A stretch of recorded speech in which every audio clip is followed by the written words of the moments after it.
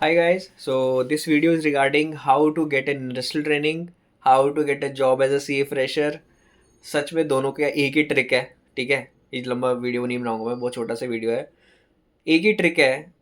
आपको लिंक्डइन पे जो प्रोफाइल्स आ रही, वो वैकेंसीज आ रही हैं, उससे तो कुछ मिलने नहीं वाला, सच बता रहा हूँ। I have tried it. बहुत कम रिस्पॉन्स रेट रहता है उसका, बाकी जगह से बहुत कम। CA फ्रेशर हो, गो टू naukri.com, वहाँ पे अपना प्रोफाइल बनाओ, रेज्यूमे अपडेट करो और रेज्यूमे को बेतहाशा अच्छा बना दो। पहले एक डोमेन सेलेक्ट कर लो। मेरी एक वीडियो है जिसमें मैंने डोमेन्स के बारे में बताया है। 4 तरह के डोमेन होते हैं: core domain, non core domain और नी एडवांस एडवांस रोल्स और नीश रोल्स।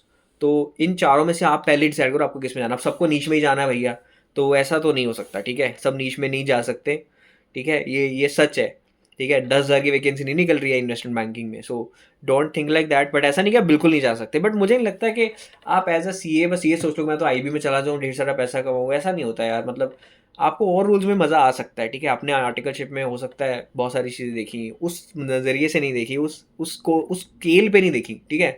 बहुत लोग बोलते हैं कि यार मैं बैंकिंग में जाके क्या करूँगा यार, रिलेशनशिप मैनेजमेंट मुझे टारगेट दे देंगे, क्रेडिट कार्ड बेचने पड़ेंगे। भाई ऐसा नहीं होता, ठीक है। आई अंडरस्टैंड बैंकिंग में वो पार्ट है, बट आप एज अ CA वहाँ से शुरू नहीं करना करना आपको, ठीक है। आपको क्रेडिट कार्ड नहीं बेचने गली में जाके, वो ग्रेजुएट का काम है, वो +2 वाले पास का काम है, राइट। आपको डायरेक्टली जाना है और वहाँ पे 100 करोड़ की जो लोन्स पास हो रहे हैं ना, वो लेके आने हैं बैंक के पास, उनको हैंडल करना है। एक एक स्केल का फ़र्क होता है, ठीक है।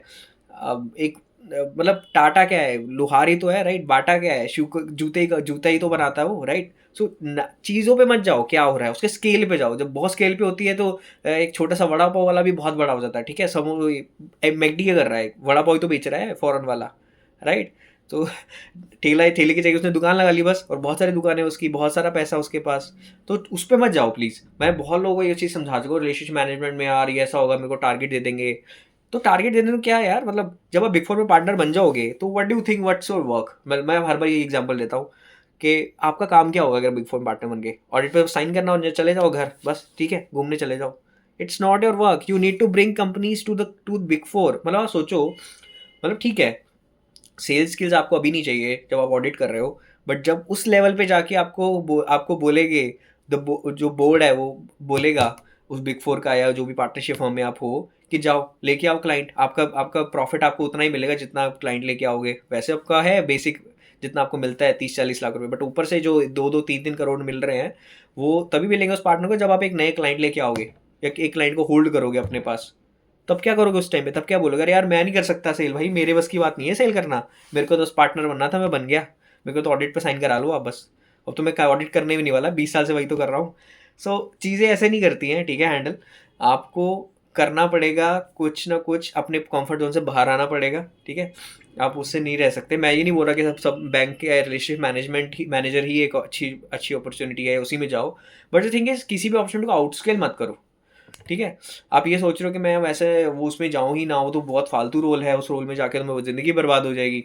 भाई यू विल सी आफ्टर 5 और 7 years 10 years, you are going to be at an good level. आप एक मैनेजर होगे, EVP होगे, VP होगे, उस टाइम पे फ़र्क नहीं पड़ता आप किस चीज़ के VP हो, ठीक है। अब सब लोग IB में जाएंगे तो सब लोग IB के VP कैसे बनेंगे यार। मतलब जस्ट थिंक अबाउट इट। अब सब लोग बोले कि मेरे को तो हार्ट का सर्जरी बनना है, मेरे को तो न्यूरो सर्जरी बनना है, तो हार्ट का तो लंग्स का कौन देखेगा, घुटनों का कौन देखेगा, बोन्स का कौन देखेगा, किसी को कहीं ना कहीं जाना पड़ेगा ना। So don't do that like this. मैं ये नहीं बोल रहा कि उसका टारगेट मत रखो, बट ये दूसरों को अंडरमाइन मत करो, ठीक है। कि अब मुझे तो ऑडिट में जाना ही नहीं है, मैं तो ऑडिट जैसा फालतू काम करना ही नहीं है।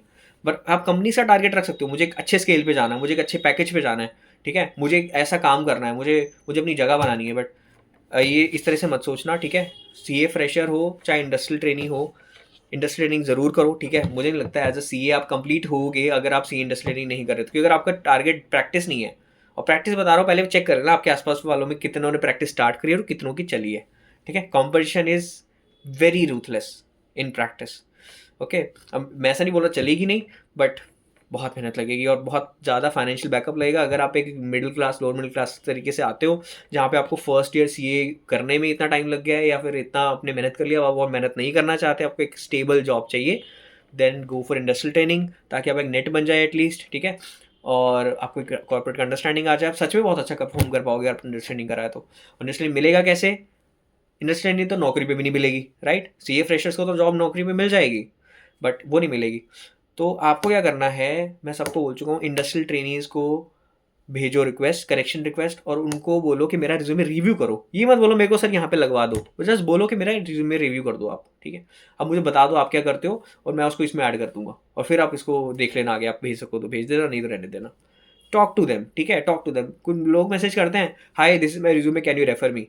ऐसे नहीं चलती चीज़ें यार, मतलब बिल्ड अ रिलेशनशिप। ऐसा नहीं बोल रहा कि उससे पूरा दिन चैटे करते रहो एक ही बंदे से, but try to build a trust between you and that. I understand, हम लोग सीए में ये सब नहीं करते हैं, ठीक है? हमें बस होता है कि खुद का करो, खुद की रिटर्न बनाओ और बैठ जाओ, बस प्रिंसिपल से बात करो, बट ऐसा नहीं होता है। रियल लाइफ में ऐसे ग्रो नहीं करा जा सकता, ठीक है?